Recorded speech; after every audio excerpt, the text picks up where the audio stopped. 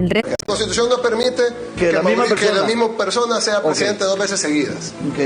Puede ser presidente 80 veces si quieres, pero no seguidas.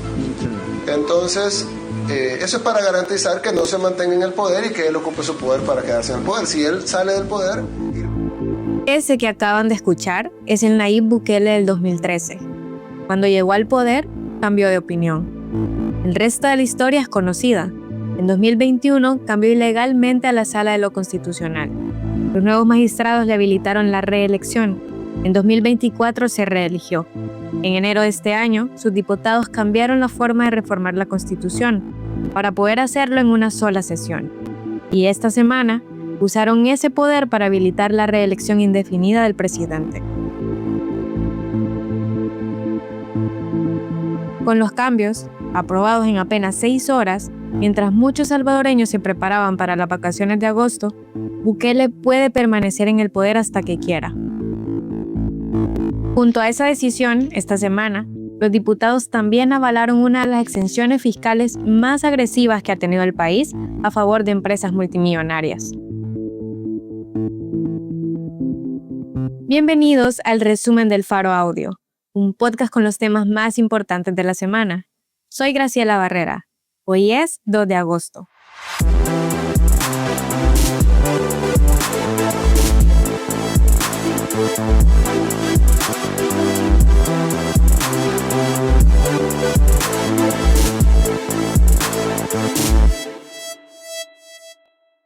Soy Carlos Dada, director de El Faro. Hacer periodismo en Centroamérica es cada vez más difícil. Trabajamos bajo acosos, amenazas y detenciones arbitrarias por parte de regímenes que necesitan ocultar su corrupción, sus abusos de poder y sus pactos mafiosos. Informarte con El Faro es gratis. Hacer El Faro no. Demanda muchos recursos. Si nuestro trabajo te parece importante, ayúdanos a seguirlo haciendo. Uníte como suscriptor en nuestro programa de excavación ciudadana. Ingresa a apoya.elfaro.net. Gracias. El 31 de julio, la Asamblea aprobó 5 reformas constitucionales, con dispensa de trámite, es decir, sin seguir los procedimientos normales para aprobar leyes, que avalan que el presidente pueda reelegirse de forma indefinida. La reelección ha estado prohibida en todas las constituciones de los últimos 100 años, excepto en 1939, cuando el dictador Maximiliano Hernández Martínez se concedió a sí mismo una excepción. Nadie, ni en la época de las dictaduras militares, se había reelegido en El Salvador desde Hernández Martínez, hasta que llegó Bukele. Los otros cambios permiten ampliar el periodo presidencial de 5 a 6 años a partir del próximo mandato, eliminar la segunda vuelta electoral, lo que significa que ganará quien obtenga más votos, sin necesidad de alcanzar el 50% más 1. Y un decreto transitorio para permitir todos esos cambios a partir de 2027. Las elecciones de alcaldes y diputados de ese año se transforman en elecciones generales, lo que permite a sus diputados hacer campaña con el nombre de Bukele, como hicieron en 2021 y 2024. En junio, la encuesta de la UCA encontró que los salvadoreños dan 8.1 de nota a Bukele, pero 6 a sus legisladores. En 2021, cuando la Sala de lo Constitucional habilitó a Bukele para buscar la reelección, el gobierno de Joe Biden respondió con sanciones. Pero en 2027, Trump, con quien Bukele tiene una buena relación, seguirá en la Casa Blanca y es poco probable que haya algún tipo de consecuencia internacional. Este desenlace es algo que expertos avisaron desde que la Asamblea quitó un candado a la forma en que se cambia la Constitución, la máxima ley del país. Antes, una asamblea debía aprobar una reforma. Luego, con unas elecciones de por medio, la siguiente asamblea debía ratificarla. Esto daba tiempo a los ciudadanos para conocer qué reformas se estaban planificando y expresarse en las urnas. Ahora eso se hace en una noche, gracias a reformas aprobadas en abril de 2024 y en enero de 2025.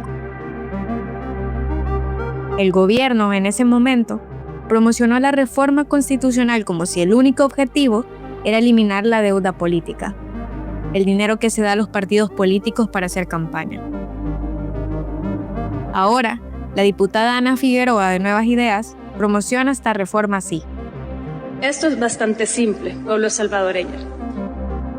Solamente ustedes van a tener el poder de decidir hasta cuándo desean apoyar el trabajo de cualquier funcionario público, e incluyendo su presidente. Ustedes tienen el poder. La diputada Alexia Rivas dijo esto en un video subido a redes sociales. Hemos aprobado importantes reformas para el fortalecimiento electoral de los países. Ustedes elegirán si quieren o no continuar con un gobierno. Nadie te impone nada. Los diputados hablan de elecciones libres en un país con derechos constitucionales suspendidos desde hace 3 años, donde 1 de cada 57 personas está presa, con decenas de presos políticos y docenas de defensores de derechos humanos exiliados. Una ley de agentes extranjeros que impone 30% de impuestos adicionales a organizaciones que, según el gobierno, amenazan la estabilidad social o política, y donde todo el financiamiento de partidos ahora es privado. El candidato que se quiere reelegir controla todas las instituciones, incluida la Corte Suprema, la Fiscalía y el Tribunal Supremo Electoral. Bukele sería un competidor con poder absoluto sobre los jueces de la competencia. Xavier Sabla, el primo de Bukele que dirige el partido oficial, escribió en X que no hay nadie más. Nayib Bukele debe seguir al frente de esta transformación. El apoyo total de Nuevas Ideas y de la inmensa mayoría de los salvadoreños es para que siga siendo él quien conduzca el destino de nuestra nación, por los años que hagan falta. La propaganda estatal, como Noticiero El Salvador y Última Hora, publicaron videos de la quema de fuegos artificiales, con la frase «El Salvador está de fiesta esta noche». Se ha aprobado la reelección presidencial.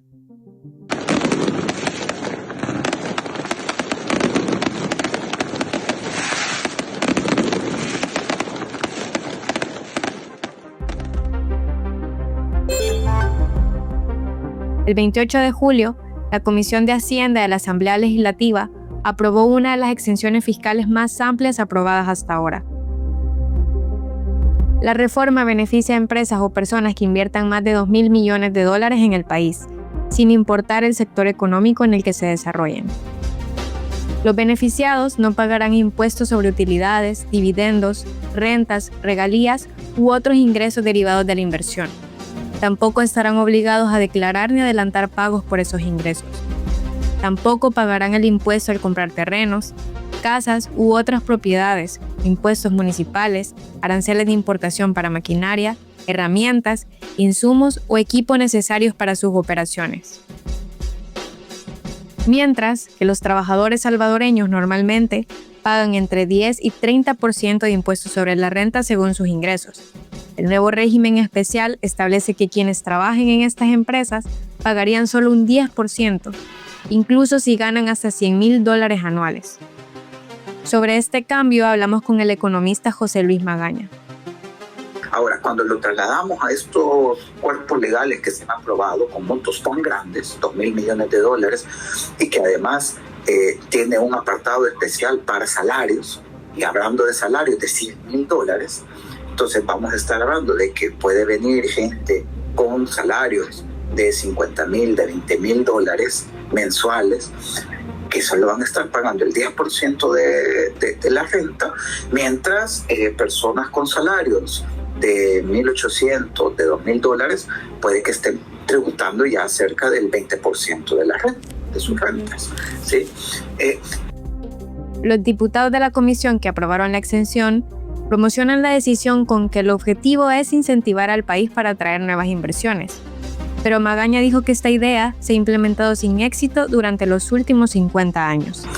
Desde hace algunas semanas he visto que se ha viralizado en redes este término de que en las relaciones uno no tiene que ser migajero o migajera. Por favor, dale todo a ver si nos presta atención, a ver si nos voltean a ver, ¿verdad? Cuando realmente, cuando uno va a ver las cifras, ningún tipo de estos flujos de inversión le generan mayor dinamismo a la economía del país, no han generado empleos dignos, no tienen ni siquiera mecanismos de verificación. ¿Cuál es el objetivo de la ley? ¿Cuáles son los beneficios que van a generar para la gente? En la ley no se establece cuántos empleos se van a generar, cuánta inversión se va a generar, cuánto impacto medioambiental se van a comprometer.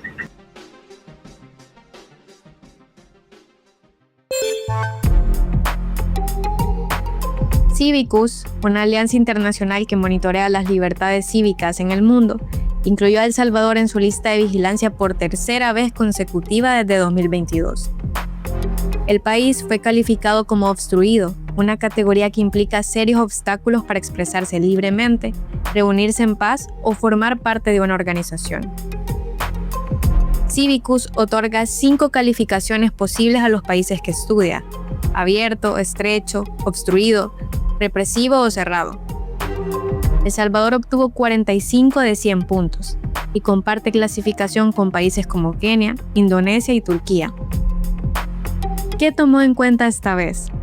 La permanencia del régimen de excepción por más de 3 años, la criminalización de organizaciones civiles y periodistas independientes, y la nueva ley, la Ley de Agentes Extranjeros, que impone vigilancia, multas y restricciones a toda entidad que reciba fondos del exterior. Civicus habla de una represión autoritaria sostenida en El Salvador, y aunque las organizaciones siguen denunciando, cada vez son menos las que pueden hacerlo desde el país.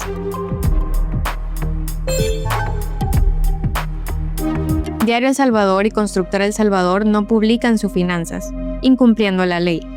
Según una investigación del Diario de Hoy, el periódico estatal no tiene balances registrados ante el Centro Nacional de Registros y los de la constructora aparecen en blanco. La empresa que controla el periódico, Inversiones Santa Bárbara, reportó pérdidas millonarias en 2023 y declaró una inversión en el medio, pero sus auditores señalaron que no pudieron acceder a los estados financieros del periódico. La única información parcial sobre sus finanzas aparece en informes de la GEO, la estatal que controla Inversiones Santa Bárbara. El Código de Comercio exige a todas las sociedades presentar balances anuales, algo que ni el diario ni la constructora El Salvador han hecho. El Fondo Monetario Internacional ha llamado al gobierno salvadoreño a mejorar la transparencia fiscal y el acceso a información pública para recuperar la confianza e incentivar la inversión.